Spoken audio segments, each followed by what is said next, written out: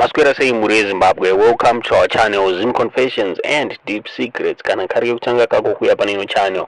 Please don't forget to subscribe. Kana uchingwa gara waka subscriber.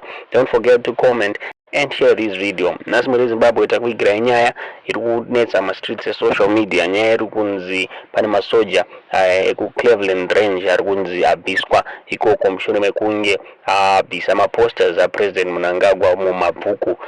Inyaya iri kutenderera muma streets asi nyaya itazoifambira katsvaga kuti zviri kunyatsofamba sei ichokwadi here kuti zvinhu zvakadai zviri kuitika pazobatwa provincial chairperson weZanu-PF wabatwa pakati aiwa hapana macomplaints avati vareceiver so far from macandidates KuMabvuku kuti pane maposters ari kubviswa.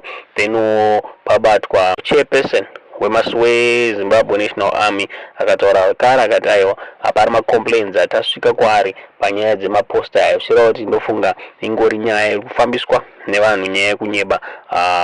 Saka tichange tichikupai zvizere pamusoro penyaya iyi munguva inotevera muri Zimbabwe.